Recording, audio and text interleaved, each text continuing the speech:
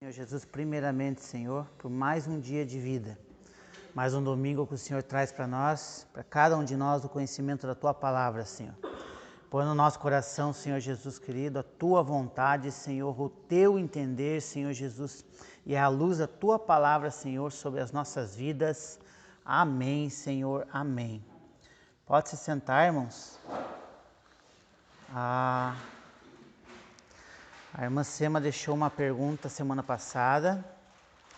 Eu quero abrir primeiro essa pergunta, responder para ela, né? Depois que você falar, daí eu vou dizer o que eu entendo. E para os demais, isso mesmo, é para isso que serve esse estudo, irmã, para nós confrontarmos ideias. Ela havia deixado uma pergunta referente a Malaquias 3:10, que diz assim, ó: trazei todos os dízimos à casa do tesouro, para que haja mantimento na minha casa, e provai-me nisto, diz o Senhor dos Exércitos. Certo? Certo, igreja? Certo. Né? Estamos claros do que diz Malaquias 3:10. A questão dela era o provai-me nisto, certo? A Deus ninguém prova, certo? Nós não temos para que provar Deus. Nós vamos aprender no estudo de hoje, Gênesis 22, a prova de Abraão. Nós vamos aprender para que serve a prova. Então, não tem como nós provarmos Deus. A prova que aí está escrito é provar das bênçãos que ele tem a oferecer, se tal passo for dado da nossa parte, certo? Então diz ali, trazei o dízimo à casa do tesouro, né, para que haja mantimento. Então você está vendo a necessidade, né, naquela época lá, precisava ter muita riqueza para manter os templos. Então as pessoas traziam em forma de agradecimento e de manter aquela obra, certo? E aí o Senhor dizia, ó, você vai provar daquilo que eu tenho para fazer na sua vida através desse passo de amor, né, de dedicação à obra de Deus, certo? É essa a colocação desse provai-me nisto. Nós não temos como provar Deus. Pode falar, irmã Sema. Então, mas Elias escutava e reescutava. Ficava pensando, mas como fazer prova?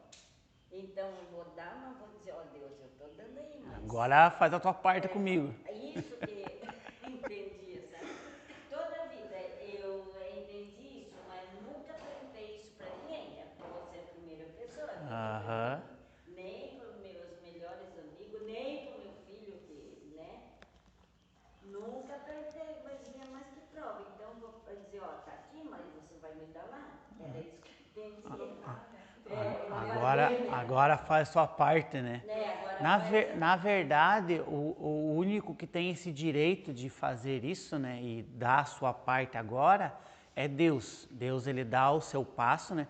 Muitas das vezes aí, Abraão aí para trás, nós já vimos já que Deus promete para ele, né? E aí exige a parte dele nesse acordo.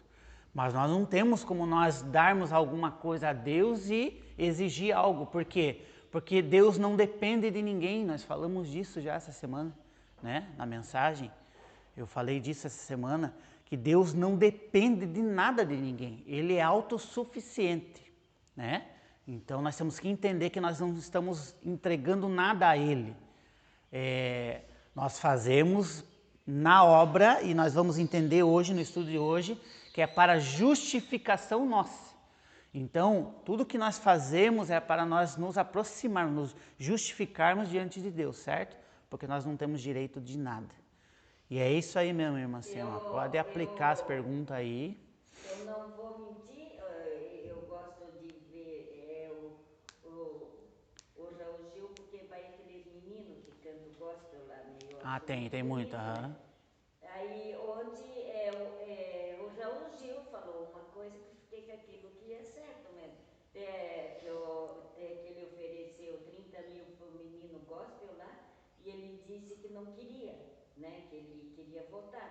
Daí o Raul Gil falou assim, mas você não tem que levar o teu dízimo? Daí o menino respondeu, na hora certa. Daí ele disse assim, eu não acho errado as pessoas dar o dízimo na igreja. Porque tem igreja, por quê? Por causa dos dízimos, ofertas, o Raul Gil falando, hein?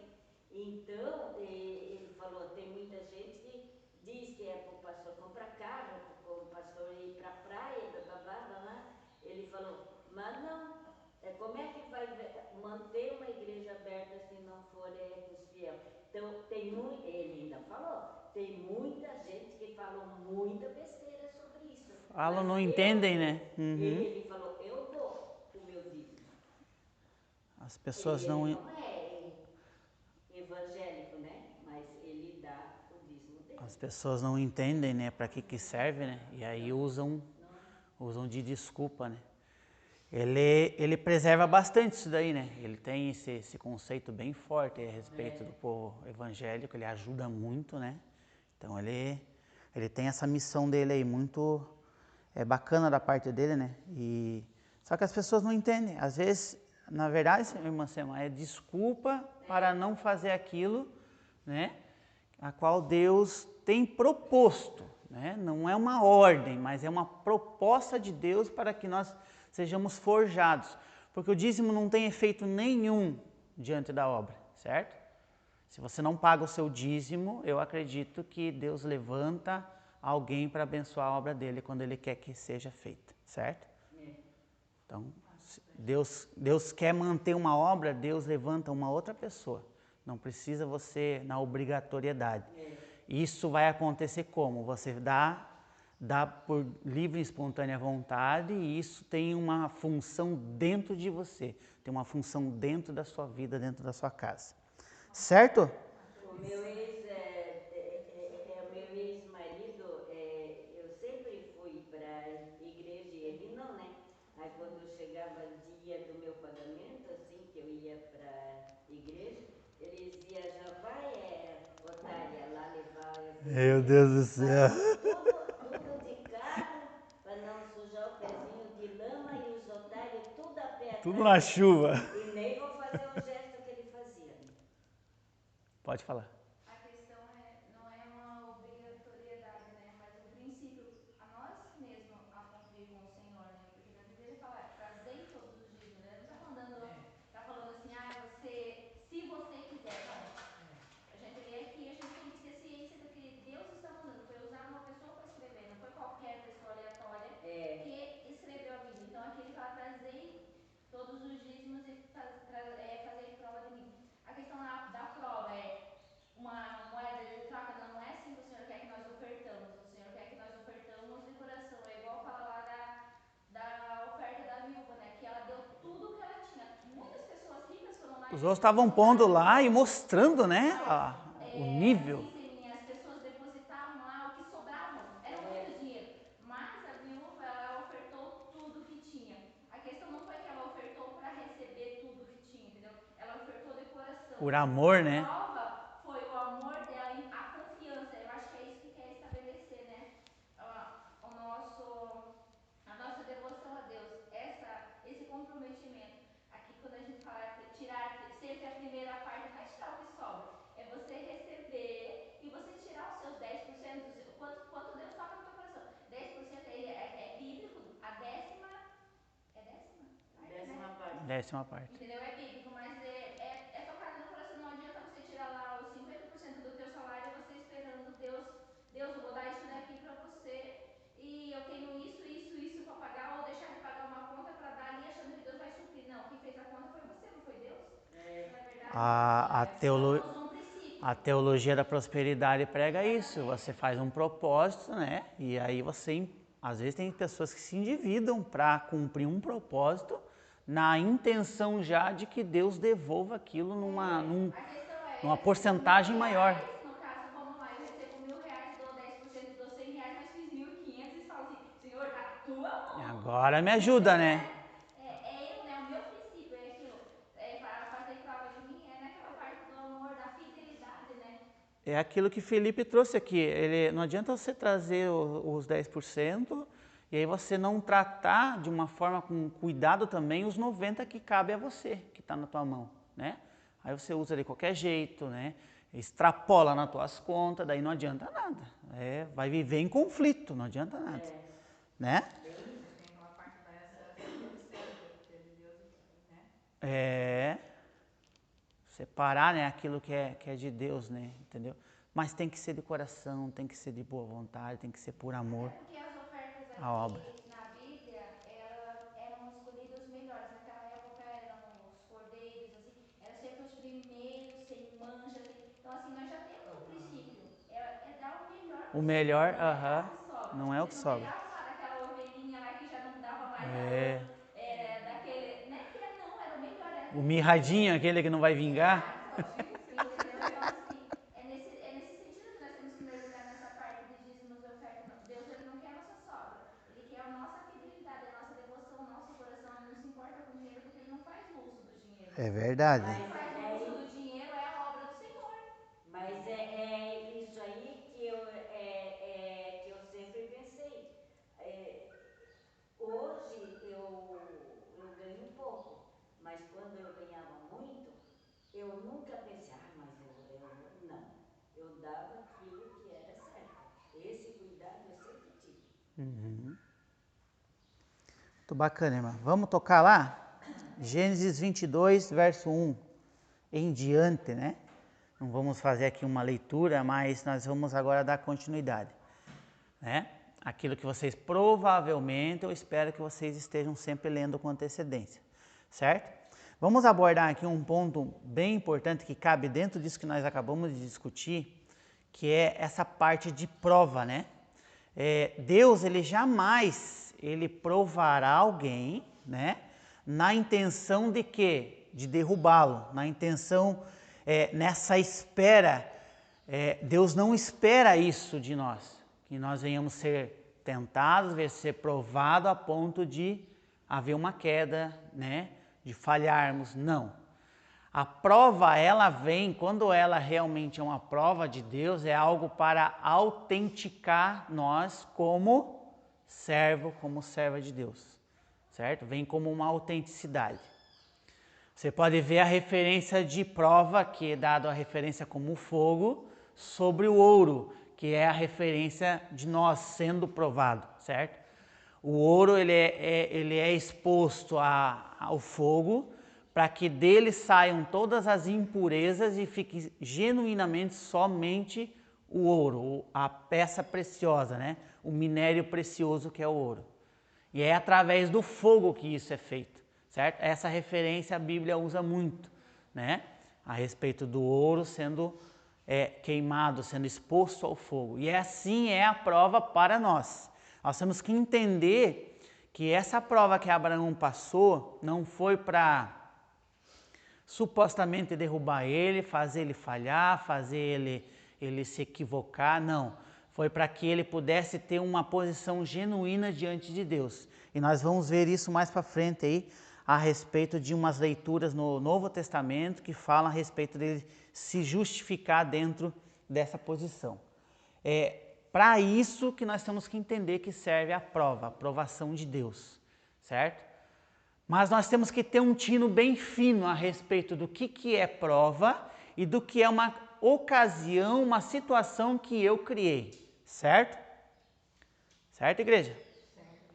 Temos que ter uma definição disso, para que nós não venhamos viver equivocado, viver pensando que estamos em prova, viver pensando que estamos... Não, o crente ele não vive embaixo de prova, ele vive embaixo de uma situação a qual ele mesmo predestinou para ele. Ele mesmo tem criado situações para ele. Uma delas são a situação que nós falamos agora. Esses 90% que fica na nossa mão, a gente usa de qualquer jeito. Não tem controle financeiro sobre nossas finanças. Gastamos a mais do que nós devemos, do que nós ganhamos. O que vai acontecer? Você vai viver pendurado, né? Supostamente você vai achar que vive numa prova e não vive, certo? Mesma coisa são situações a qual cada um de nós passamos. Por exemplo, um vício, né?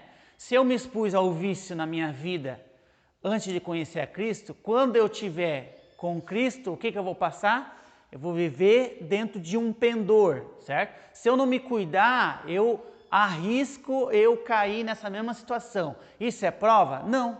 Isso foi uma situação a qual eu criei no decorrer da minha vida sem controle, sem domínio próprio, e agora eu vou viver sobre aquele domínio, sobre aquele pendor, certo? Não quer dizer que seja uma prova. É uma coisa a pessoa viciada em qualquer outro tipo de coisa, né? Pornografia, qualquer outra coisa, entendeu? Ele vai viver sobre aquele pendor. Por quê? Porque o psicológico dele, ou às vezes até mesmo o metabolismo dele está acostumado àquilo, certo? E ele vai viver sobre aquele pendor. Mas isso não é prova, certo? Isso pode ser dado lá uma referência mais próxima aí sobre espinho na carne lá que o apóstolo Paulo fala, certo? É uma das teorias, não quer dizer que seja isso. Não quer dizer que o espinho na carne de Paulo seja um pendor, seja alguma coisa que a qual a falha dele, certo? Não. Mas é um dos estudos que encaminha para uma compreensão daquele espinho que ele fala. Então nós temos que ter essa definição do que é prova de Deus e do que é aquele pendor, aquilo que eu me expus antes, aquilo que pendura, por exemplo, que pende do nosso coração. Nós temos uma falha tremenda que é a respeito de julgar o outro, certo? Por exemplo, eu olhar para uma situação de pecado de um irmão ou até mesmo de uma pessoa ímpia e achar que isso é, algo inadmissível diante de Deus. Cara, não existe níveis de pecado, diferenciado um do outro. A única coisa que a Bíblia separa como nível de pecado é aquele qual você pratica contra o Espírito Santo, certo? É aí o único ponto em que a Bíblia separa o nível de pecado. O contra o Espírito Santo, ele é um pecado bem mais abominável diante de Deus do que os outros, certo? Então, quando você peca contra o Espírito Santo, e aí tem que ter um estudo em cima de o que é esse pecar contra o Espírito Santo, quais são os atos que você peca contra o Espírito Santo para que nós possamos entender, certo? Mas o único nível que a Bíblia separa como pecado, diferença de pecado, é contra o Espírito Santo. Então, mas às vezes o nosso julgamento pessoal humano, o que vai dizer? Nossa, isso daí é inadmissível, né? Por exemplo, o irmão na igreja, e tem vício. Cara, todos nós temos vício. Vício de falar mal dos outros, vício de julgar mal os outros, vício de qualquer outra coisa, entendeu? Então, todos nós. Só que nós vamos deixando isso para trás, certo? Não na mesma frequência que o teu irmão, que tem uma dificuldade maior, e nós temos que compreender isso. Mas isso já vem da onde? Do nosso julgar, humano, que não olha com misericórdia, que não olha com amor, o amor que o Senhor quer que nós venhamos aprender, certo? E viver esse amor. Tudo bem aí em cima a respeito dessa prova, dando uma visão geral, porque a passagem de hoje vai falar a respeito dessa prova de Abraão, certo? Isso não foi para, vamos ver se você cai agora, não. Foi para forjar ele, de uma forma a justificar ele pela fé. Porque até então ele estava obedecendo promessas, E agora tem um passo importante a qual ele vai dar, certo? O verso 2 vai falar a respeito de aonde ele vai oferecer esse holocausto, que é o filho dele. E vocês já compreenderam, já pararam para ver aí a distância de Moriá? Se você verificar ali nas entrelinhas, 3 dias, Olha só, então nós entendemos que já estava longe o lugar, certo? Então, olha só o passo que esse homem está dando a respeito de obedecer a Deus. Essa distância vai fazer Abraão refletir bastante no decorrer desse percurso a respeito do que ele estava por fazer, olha só. Ou seja, até o holocausto, até o lugar onde ele ia sacrificar o filho dele mesmo, ele ia passar por uma situação diante dele, certo? Olha só a referência que eu gostaria de levantar para vocês, 3 dias. 3 dias houve a ressurreição. 3 dias Paulo ficou cego para Saulo ficou cego para passar a ser chamado de Paulo, certo?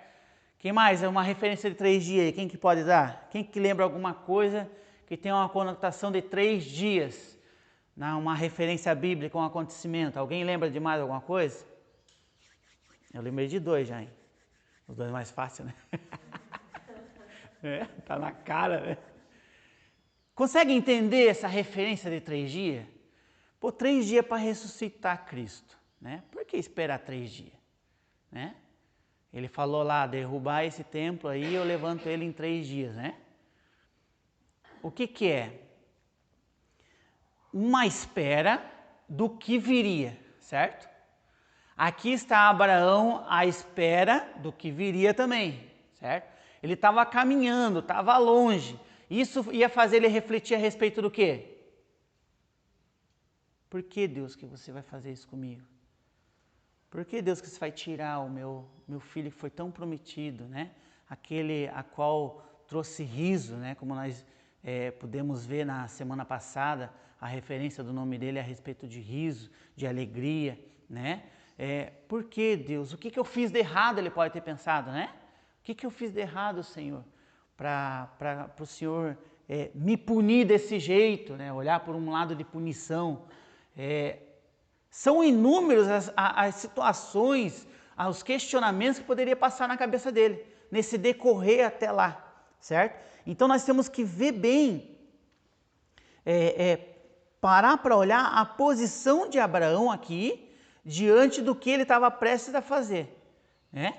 Ele tinha todo um decorrer, todo um tempo, 3 dias, olha, não é fácil, gente, às vezes a gente espera meia horinha, né? A gente fica ansioso, imagine 3 dias, por uma situação que seria devastadora, mas mais para adiante ele vai mostrar que o coração dele, se não estava firme nisso, passou a estar firme, porque mais para frente ele vai ter resposta, ele vai ter passos a qual ele conotou que realmente confiava em Deus, certo?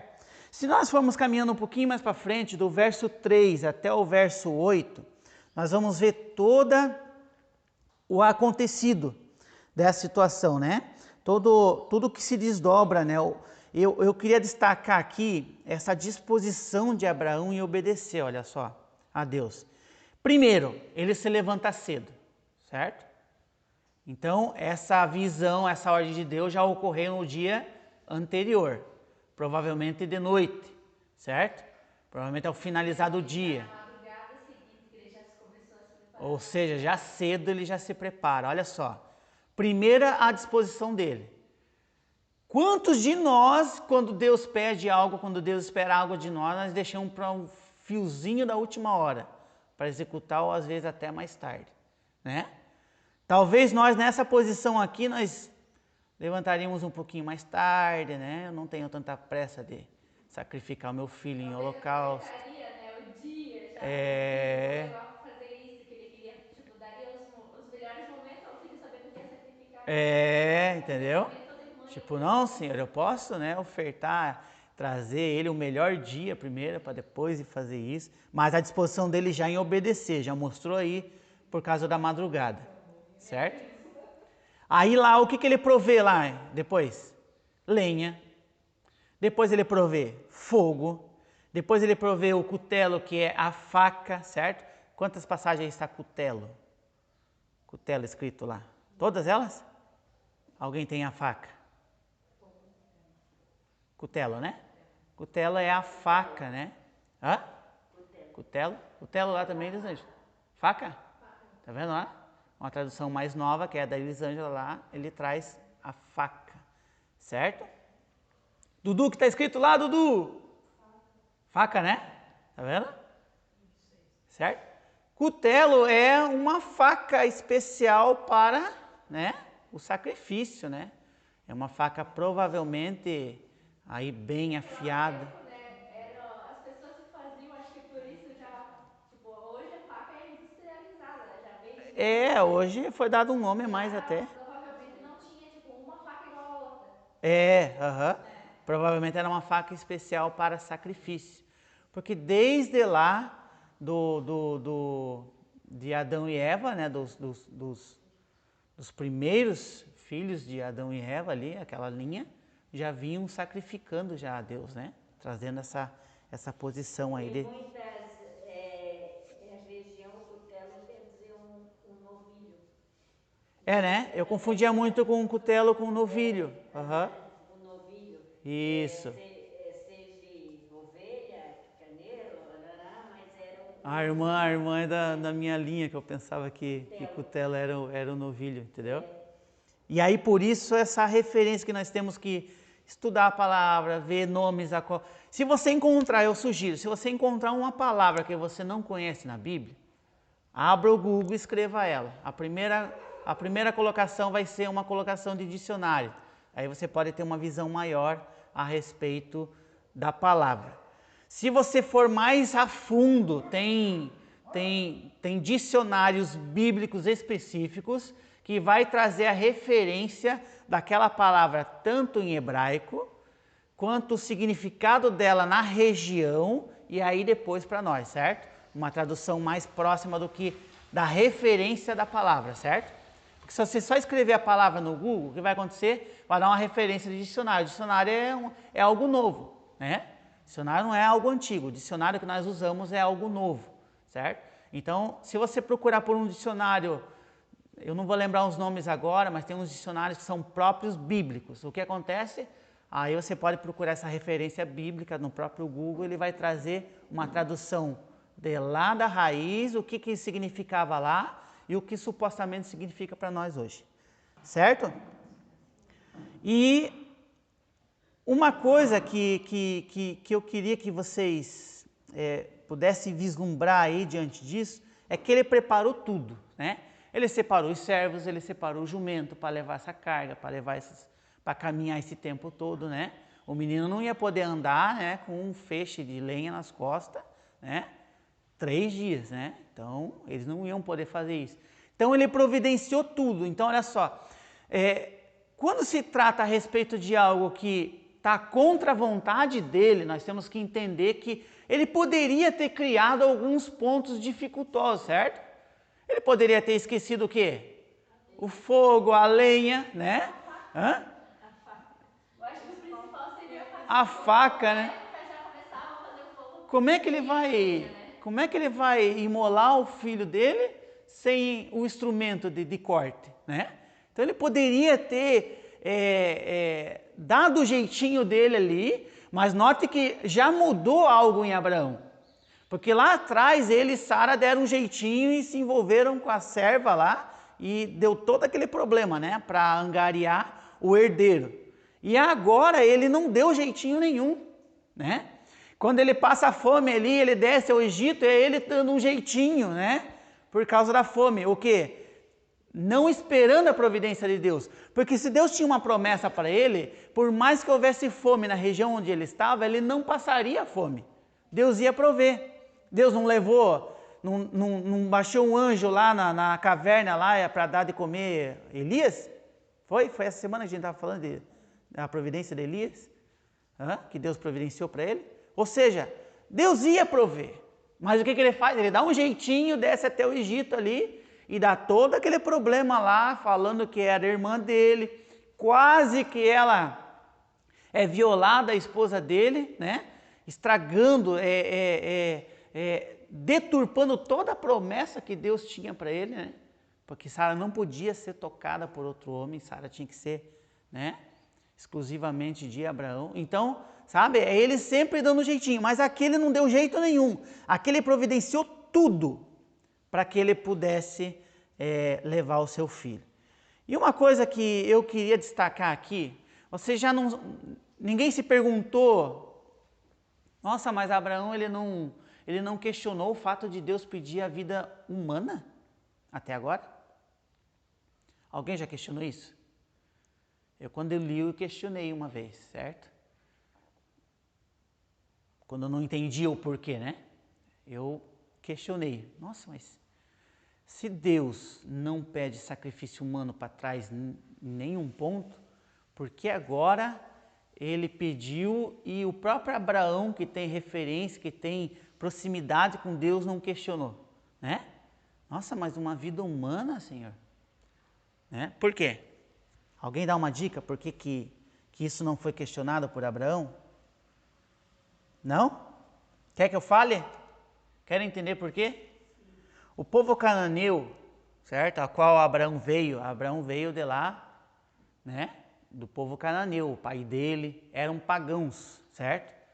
E essa prática era comum, você sacrificar o filho, talvez o filho primogênito, novo, bebezinho ainda, ao deus Moloque, certo? Então, essa prática era comum no povo dele, certo? Por isso que eu queria que vocês entendessem a referência de Deus tirar Abraão, né? Quando ele fala assim, sai da tua terra, da tua parentela, não é apenas o chão e não é apenas o povo dele, não é apenas os parentes dele, é sair dessa raiz pagã. Ele estava praticamente dizendo isso, ó, sai Abraão dessa tua raiz pagã, que eu vou te dar uma terra, que eu vou te dar uma descendência numerosa, que eu vou providenciar para você, só sai daí, que eu vou apontar até a terra onde você vai, certo? Então nós temos que entender isso. Só que o povo cananeu, da onde Abraão estava, onde o pai dele, Tera, vivia, o povo dele vivia, era comum isso. Por isso que ele não questionou, por isso que não aparece aqui, você não vai ver nenhuma referência de Deus dizendo, de Abraão falando para Deus, mas Senhor, por que uma vida humana? Né? Se até agora Deus não deu referência nenhuma de vida humana pagando, né? Nós só vamos ver isso lá na frente, quando Jesus é enviado, certo? Ele não pede uma vida humana comum, é enviado especialmente para o sacrifício, certo? E aí você vai ver que é uma forma de aplacar a ira de Deus sobre nós. Porque nós temos que entender que o que Deus vai fazer, Ele vai fazer. Ele não muda de ideia. O mesmo plano de Deus é lá no Jardim do Éden, o mesmo é para Apocalipse. É o mesmo, de ponta a ponta na Bíblia. Se você achar assim, nossa, Deus está mudando de ideia aqui, não, Ele não está mudando de ideia. Ele está aplacando. Quando Jesus vem, Ele aplaca a ira de Deus sobre nós. O que era para cair sobre nós, a palavra não diz lá, o castigo que era sobre nós foi, Ele levou o castigo que era nosso, certo? Ou seja, Jesus pagou o castigo que era para nós pagarmos, que era para nós passarmos. Ou seja, nós estamos entendendo que Deus continua sendo o mesmo e continua cumprindo aquilo que Ele é, certo? Lembra da autenticidade de Deus que eu dei aqui na mensagem? Da aceidade de Deus, que Deus ele não tem essa mutação, Ele não se transforma, Ele não muda de ideia, Ele é o mesmo, Ele se autossustenta. Por quê? Porque nós temos que entender como que é Deus, como que Deus age, para que nós possamos compreender. Por isso que Abraão não questionou, porque ele já vinha de uma raiz onde era comum sacrificar os seus pequeninos, né? Ao deus Moloque, aos deuses deles, né? Então é essa a questão, porque Abraão não questiona Deus. Mais para frente, ainda entre 3 e 8 aí, nós podemos ver a certeza de Abraão de que Deus traria o seu filho de volta. No verso 5, olha só, então disse aos seus servos, espera aqui, ó, certo? Ele está dizendo, com o jumento, e eu e o rapaz iremos lá, e havendo adorado, voltaremos junto a vós. Ou seja, algo nesse decorrer desses 3 dias que ele caminha até esse monte, certo? Chamado de Monte Moriá, era regiões montanhosas ali em Jerusalém. Algo aconteceu nesse trajeto, né? Se ele não tinha essa disposição, algo aconteceu nesse trajeto que ele mudou a mente dele. E aí ele passou a crer que por mais que ele imolasse o seu filho, por mais que ele colocasse fogo e o filho queimasse inteirinho, das cinzas Deus traria a criança de volta, né? Uma forma, ó, foi aprovada, Abraão. Se Deus deixasse que acontecesse, das cinzas ele traria de volta e o menino desceria de volta com ele, certo? Então ele estava crendo realmente que haveria uma provisão de Deus. Por mais que ele fosse morto, a criança, ele poderia voltar à vida. Mas ele estava crendo naquilo. Então ele dá certeza aos seus servos ali embaixo, ó, espera aqui, que eu vou ali adorar a Deus com o menino e já voltamos. Certo? Alguma referência, alguma pergunta, alguma colocação aí dentro desse? Mais pra frente ali um pouquinho, né, também vai falar, né, que ele vai à frente, né, com o menino e ele ainda continua com essa convicção, né, de que Deus ele vai prover, né, porque Isaac ele pergunta, né, pai, tá aqui a lenha, tá tudo aqui, mas cadê o cordeiro, né, e ele não vai falar assim que é você, meu filho. A resposta dele? A resposta dele é que Deus vai prover. Deus proverá, tá vendo? A convicção de acreditar na palavra de Deus, né?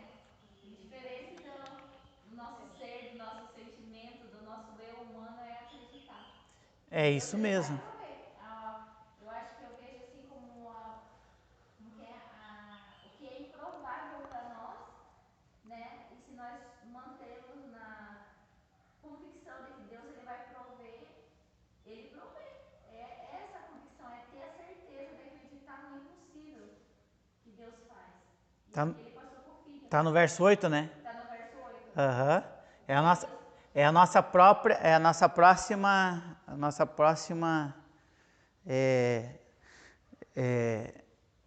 atenção em cima desse versículo. Você colocou um lado bem importante, ele acreditar, né, a qual que Deus proveria, né? Mas se nós entrarmos um pouquinho mais dentro dessa resposta de Abraão, nós podemos notar que ele tem dois níveis. A Elisângela deu né, a respeito de que Deus providenciaria, né, o cordeiro para si, né, como ele fala ali. Então, nessa resposta, esse segundo nível de resposta, que essa resposta poderia ter dois níveis, poderia ter dois pontos. Nesse segundo ponto, é ensinar ao filho Isaac a respeito de fé e providência de Deus, como você falou, certo? Mas a primeira é desviar a atenção dele daquilo que viria sobre ele, porque ele estava ciente do que estava por acontecer, né? Ele estava ciente. O irmão, na minha memória aqui, já pensou, ele olhar para o filho e dizer, o cordeiro é você? Oi! Né, que é? Deus me livre! Aquilo ia apavorar o menino, entendeu? Ou seja, a resposta dele é uma resposta de pai. De pai, aham. Ó, Deus proverá, né? Porque Isaac ele já foi criado na convicção da promessa do pai. A gente tem que entender também que a obediência de Isaac, se por mais que o pai falasse, talvez Isaac ele teve uma obediência ali quando ele é gerado ali na velhice já do pai e da mãe, a gente pode entender uma diferença dos amigos de Isaac. Pense, nossa, mas o teu pai é novo e o meu tem quantos anos a mais? Entendeu? Então assim, eu acho assim que no crescimento de Isaac, os pais já iriam falando de Tem uma história oral, aham. de Deus, de que você foi, tipo, você é o filho da promessa. Isso. Então, tá entendendo? Então, ele estaria Olha, meu filho, Deus me prometeu lá atrás, daí falou o tempo, né? Falou os anos, me tirou de lá e ele contou tudo. É a tradição oral que a gente fala, né? Então ele transferiu para o filho dele, que ele era o filho da promessa, entendeu? Então, ele já tinha esse conceito. E outra, olha a obediência dele, certo? Nós temos que olhar bem a obediência dele. Não falou bem claro, né? Você vai ser o holocausto, né? Mas ele falou assim, Deus proverá para si. Para si o holocausto. Aham. Tipo, ele falou, né? Para É. si lugar, né? E ó, indo mais além, né? Se você viajar, né? Lá imaginar o pai. Quantas vezes será que Isaac já não viu o pai fazer o sacrifício ao Senhor? Ele já viu o pai Ele sabia que tinha que ter a lenha, que o pai sempre preparou todos os itens, inclusive o cordeiro. Só que nesse caso agora estava faltando o cordeiro, e daí? Vai explicar o que para a criança? Aqui a história fala na entrelinha que ele devia ter mais ou menos entre 13 e 16 anos, certo? Então ele já não era um menininho bobinho, certo? Ele compreendia o que estava à volta dele, certo? Então é essa a colocação dessa resposta do pai, né? Aquela proteção de pai, né? Olha, desviar a atenção dele para o que estava prestes a acontecer, mas mesmo assim a gente pode ver um outro ponto muito importante. Ele estava ensinando a respeito de fé e de providência de Deus. E antes de acontecer isso daí, eles foram primeiro, deixaram as coisas lá embaixo, lá e foram adorar, né? Primeiro, isso. ver, né? Que realmente Deus queria, na verdade, né? Aham. Como lá Jesus, né? Se for possível, passa de mim esse cálice, todavia faça a tua vontade. Ele também, Isso. Né, teve essa parte, né? Tinha uma resistência, mas não de negar o que Deus queria, ó. Não é a minha vontade, mas se você quer isso, né? Daí ele desceu, não, então vamos, né? Não falou nada, então vamos. Aí o negócio é obedecer. Isso mesmo, irmã. Isaac permite seu filho amarrá-lo, olha só. Note que ali para baixo, do 8, de chegar ao lugar e Deus lhe havia designado, certo? Ali edificou o altar, né? O Isaac provavelmente ajudou ele a amontoar as pedras. Esse edificar o altar é isso, hein, gente? Né? Eles amontoaram as pedras. Eles pegam a região lá, pegam as pedras, vão amontoando, porque tem que ser um lugar elevado, não era feito diretamente no chão, certo? O holocausto sempre foi em um lugar elevado. Também não muito elevado, certo? Nós temos que compreender que é só elevado do chão. Às vezes, uma pouca altura ou grande altura, tudo depende das pedras dispostas em volta, certo? Então eles edificam o altar os dois juntos, né? Ele dispôs a lenha, né? E amarrou Isaac seu filho, certo? Quantos de vocês aqui se perguntaram, poxa, mas ele deixou o pai dele amarrar ele? Ó, tenho 16 anos, né? Quero ver se me pegar na corrida, né? Mais de 100 anos o homem tinha. Dava para dar um drible legal, né? Não dava? Ainda mais no mato. Pular galho, pular coisa, ei, a criança é muito mais rápida, né? Então, ele permite, quero que vocês vejam isso, que ele estava na mesma disposição do pai dele. Eu vejo isso como uma prova que serviu para a edificação dos dois, ao mesmo tempo, certo? Isso aí serviu de edificação para os dois. Abraão estava compreendendo e com o passo dele estava agora numa atitude física, né? Uma ação, que a ação ela depende disso, né? De você agir fisicamente. Numa ação dele provar o que ele realmente estava crendo desde lá de trás, onde Deus só vinha falando para ele, né? Ó, né? Segue ali, larga para trás, deixa para trás aí. Eu vou edificar, eu vou numerar, eu vou, né? Fazer sobre a tua vida. Então agora ele estava tendo a atitude dele, a qual justificaria ele mais para adiante, que a gente vai ver. Certo? Aqui Deus impede, no verso 11, Deus impede a ação de Abraão, certo? Quando Abraão levanta a mão, né? E nós temos que entender uma coisa aqui que pode ser forte para os que não veem isso muito, né? Mas o primeiro golpe dele seria onde? Na cabeça, no pescoço, isso mesmo. Certo? Você imagine que ele levanta aquela faca e o primeiro golpe dele teria que ser no pescoço do filho. Por quê? Pescoço. Eu entendo que é o lugar que mata mais rápido. Para ele sangrar Não sofrer. por completo e morrer mais rápido. É isso aí. Entendo isso. Certo? Não adianta golpear no coração, que coração não mata mais rápido, certo? Certo? Um coração perfurado, o que ele vai fazer?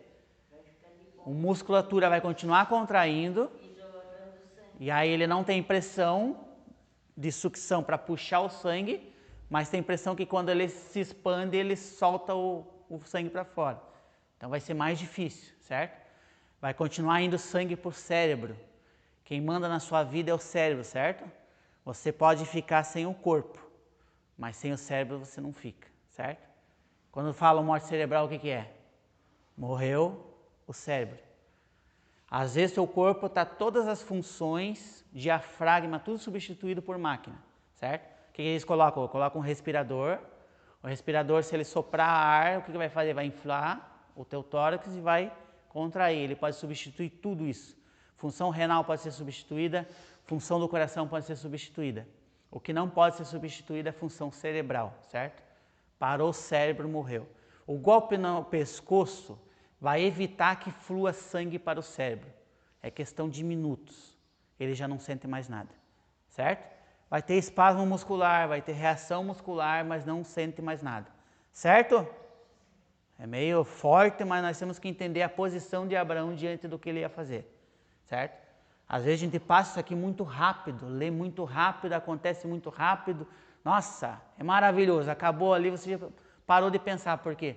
Porque você não fluiu os detalhes. Nós temos que fluir os detalhes na nossa mente para entender o que ele estava prestes a fazer, certo? E aí Deus, o que ele faz? Ele impede. Já chama Abraão ali no verso 11, né? Diz que não estenda a mão sobre o seu filho, certo? Ou seja, ele foi aprovado. É o que nós vamos pegar agora para vocês lerem, certo? Pode abrir lá Tiago 2, 21.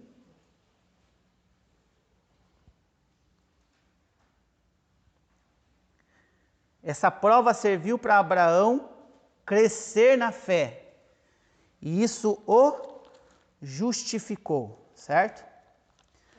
Tiago está bem coladinho lá com 1 Pedro, certo? De Apocalipse para cá, certo? Tiago 2. Opa, maravilha, arrepia. Aham. É sobre o negócio de Isaac deixar o pai amarrar. Foi a primeira vez que Isaac foi oferecer um sacrifício a Deus. Ele não tinha ideia como que seria, né? Acho que por isso que ele permitiu que o pai amarrasse ele ali. Será que não é isso também? Eu estou pensando na minha cabeça, perguntando, né? Nós temos que ir pelo coerente, irmã, olha só. Não fala aqui na Bíblia que Como ele tem entre 13 e 16 anos, ele já viu outros holocaustos, certo? Ele já viu os animais sendo sacrificados. Porque o pai era uma condição corriqueira do pai, sacrificar a Deus, certo? Então, e isso não diz, mas nós temos que entender que em 13 anos ele viu. Pelo menos um holocausto ele viu. A gente tem que entender que cada vez que Abraão mudava, ele levantava um altar ao Senhor e sacrificava. Tá vendo? Então, assim, ele já sabia que Aonde Abraão ia, ele sacrificava. até porque ele pergunta, pai, tá tudo aqui, mas cadê o corpo? Isso. Eu sabia que seria alguém sacrificado. E eu acho assim, não tem na Bíblia, mas eu acho assim, que deve ter um significado. Os filhos teriam um ensinamento bíblico daquela obediência, de que o Senhor teria que dar a melhor parte a ele, o sacrifício. Então, assim, eu acho que na cabeça dele já teria essas partes. Para vocês terem uma ideia, eles para sacrificar os animais, eles tinham que fazer o quê? Tinham que amarrar. Nenhum animal ia ficar deitadinho, quietinho, levar um golpe no pescoço e ficar quieto. Até o cérebro dele desligar, ele ia correr, certo? Só que o sangue tinha que ser drenado ali no altar. Por isso que eram amarrados os animais. Com isso, ele amarra o seu filho também, porque o seu filho ia ter uma resistência depois do golpe, certo? Até o golpe ele pode esperar, depois do golpe ele ia ter resistência, certo? Nós temos que entender isso. Então, até a corda que não foi mencionado, foi providenciado tudo, Abraão providenciou tudo para executar o que era para ser feito, né? Então, irmã, eu acredito assim, não fala antes, mas eu acredito sim que com 13 anos a 16 anos, ele teria visto algum holocausto já, certo? Até mesmo porque as crianças não eram poupadas dessa condição assim, de sangue exposto, não. Nós temos que entender que é uma outra cultura. E essa cultura, desde novinha, era ensinado que o holocausto é assim, entendeu? Eu não vou poupar o meu filho de ver como realmente é feito, né? O ato, né? Então, desde novinho era acompanhado isso. Certo lá? E aí, o capítulo 2 de Tiago, verso 21, diz assim, olha só. Não foi por obras que Abraão, nosso pai, foi justificado quando ofereceu sobre o altar o próprio filho Isaque? Tá vendo? Aqui, dentro dessa passagem aqui, o apóstolo Paulo está escrevendo ao seu amigo, né, seu irmão aí de fé, Tiago, a respeito dessa condição de ser justificado através do quê? Através dessa obra, certo? Então, houve uma ação para que ele pudesse ser justificado. Outra referência, um pouquinho mais para os evangelhos aqui para trás, né? Pode vir ali em Hebreus 11. Olha só o que diz Hebreus 11. Hebreus 11, verso 17. Olha lá a referência de Abraão de novo. Pela fé, Abraão, quando posto à prova, ofereceu Isaque. Estava mesmo para sacrificar o seu unigênito, aquele que acolheu alegremente as promessas. Tá vendo? Olha lá a condição de rir novamente citada, alegremente, né? Ninguém está alegre se não tiver com um sorrisão no rosto, né? Pelo menos os olhos estarem sorrindo, né? Esse é o tom da alegria. Então, eles dão a referência do quê? Alegremente ele recebeu a promessa, né? Mas mesmo assim, por fé, ele agiu, houve uma ação de Abraão para que pudesse ser justificado. Nas duas citações está falando a respeito de uma justificação. Ou seja, até agora Abraão obedeceu embaixo de uma promessa. Mas agora não estava sendo prometido nada, certo? Nós temos que entender que agora não estava sendo prometido nada. Agora Deus estava apenas pedindo algo dele, certo? Sem nenhuma promessa. Deus não mencionou nenhuma vez, certo? Que ele traria o filho dele de volta, certo? Foi um passo que ele teve que dar por fé, em ação a Deus. Certo até aí? Último ponto, esse monte é o monte... Que monte que é esse? Moriá. Alguém lembra alguma referência a respeito desse monte? Lá para frente. 2 Crônicas 3:1. Quem que pode ler lá? 2 Crônicas. Sai lá do Pentateuco, vai lá para perto de Reis. 2 Crônicas quanto? 3:1. Começou Salomão a edificar a casa do Senhor em Jerusalém, no Monte Moriá, onde o Senhor aparecera a Davi seu pai, no lugar que Davi tinha designado na ira de Ornã, o jebuseu. Amém. Deus aparece a Davi aí, lá em 2 Samuel, não vou dizer o nome, não vou lembrar o versículo, certo? Aparece a Davi, fala a ele que vai ser construído, mas não é ele que construiria, certo? Mas Salomão já edifica o monte aonde? Edifica o templo aonde? No Monte Moriá, certo? Mesmo monte a qual aqui está Abraão ofertando a Deus algo precioso para ele, certo? Notem a preciosidade das situações. Primeiro, ele está ofertando, né, seu filho primogênito, o filho da promessa, o filho mais importante dele, certo? E agora, essa referência está levando nós lá para 2 Crônicas, está mostrando o mesmo monte, mesmo lugar, com uma referência que até hoje agora existe lá. Se hoje você for lá em Jerusalém, for no templo lá, você vai ver que está essa referência, né? De onde Abraão foi provado, né? De onde era o templo de Salomão, não está todo erguido, né? Está nas suas ruínas, está nas suas paredes ainda, né? Mas pode ser visto até hoje, certo? Então, nós temos que entender também que a Bíblia ela traz essa referência local, certo? Essa referência do lugar para nós também. E ele ainda teve que haver holocausto. Para encerrar, nós temos que entender que foi salva a vida do menino, né?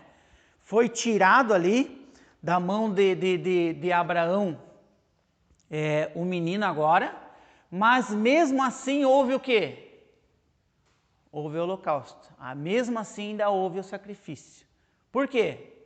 Porque eles subiram para orar ao Senhor, certo? E isso ia ser concluído. Isso teria que ser concluído. Por mais que a prova terminou e Deus providenciou agora para que se cumprisse aquilo a qual eles subiram para fazer. Quando Deus fala lá, ó, vai, pega o teu filho Isaque e oferece a mim o holocausto, entendeu? Ele entendeu toda a trajetória, teria que sair para oferecer sacrifício, orar a Deus. Então ele estava completando aquilo que ele havia começado, certo? Quando Deus provê que ele olha para trás e o animal está preso, como diz a referência bíblica, entre os galhos, entre os ramos ali, Deus proveu, ele amarra aquele animal e ali ele oferece, ele completa aquilo a qual Deus tinha destinado para ele fazer, né? Isso dá uma referência forte daquilo que nós devemos fazer, né?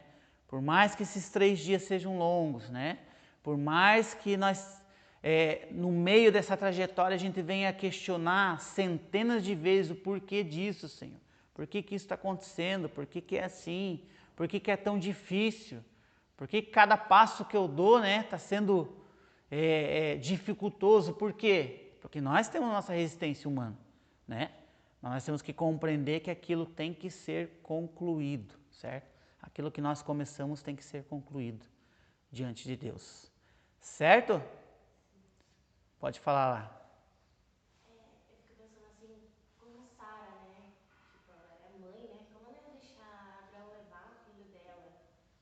Daí eu imagino assim que ia ter um conflito, né, entre eles. E ela já sabia como eram feitos os altares, né? Porque ela via, ela assistia Abraão, né? Com certeza. Então, se ela via que ele não estava levando já o cordeiro, então ela já tinha aquela noção também, assim como Isaac, né? Que ele ia sacrificar o filho dela. E como que ela ia deixar, né? Sozinho. Você entende que provavelmente ele saiu de madrugada já para ela não ver. Foi aquela situação que Regina falou, por isso que Deus escolheu o homem, escolheu a mulher. Falei, sacrifica isso, Sara já mandou Agar vazar com o filho. Mas que ele não ia. Só porque o filho de Agar estava rindo do filho dela. Agora você imagine se ele fala, ó, Deus apareceu para mim e eu tenho que oferecer o menino. Ela ia ficar de vigília, ele não ia acordar de madrugada. Ela já estava acordada protegendo o guri, escondendo o menino, entendeu? Então provavelmente ele já levanta de madrugada já para sair antes dela acordar, certo? Provavelmente um bom ponto de vista, sabe, Carol? Fica de comparar o amor da mãe com o amor de Deus, né? É. Não deixar pegar no Também filho. talvez. Não Eu deixa. na bunda e fazendo bolo. Tá vendo? Talvez ele nem tivesse falado nada pra ela, né? Talvez ela tenha ficado sabendo só depois. Escondida, provavelmente ela ficou sabendo depois de todo o ocorrido, né? A história vai contar, mas aí ele não ia contar antes, não ia, né? Pega a espingarda, ó, se você tocar no menino, eu arranco tua mão. A gente dá a nossa vida pelos nossos filhos. Até porque se ele fosse um filho malvadinho, mesmo assim ela não ia. Não ia admitir. Ela pegava o filho. Escondia. Pra pegar as Cláudia coisas, né? disse, Passa né, no que jornal, a nossa né? mãe comparava A casa pega com fogo, a assim, da nossa vida. pra resgatar as crianças. Aham. Tem um testemunho que a gente escutava lá de uma mãe que a criança pegou, o jacaré pegou a criança pela perna, a mãe foi lá e bateu no jacaré e tomou a criança. Pula, ela vai, ela se arrisca mesmo. É verdade. Certo? Vamos pôr de pé? Na graça de Deus, hoje foi top.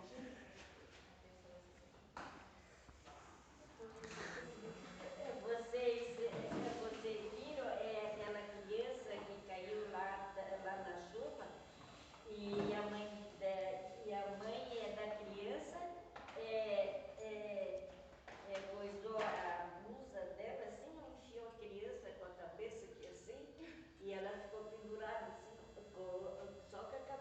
Olha só. Aqui, Aham. aí esperando pra alguém salvar. Ai, eu achei incrível aquilo. É muita disposição, né? É forte, é forte. Ela pegou, o filho estava apertado, que ela meia fofinha assim, né? E a blusa acho que já era apertadinha. O guri estava aqui, ó, mas ela estava ali. Tava ali. Amém, Jesus. Obrigado, Senhor Jesus, por cada vida que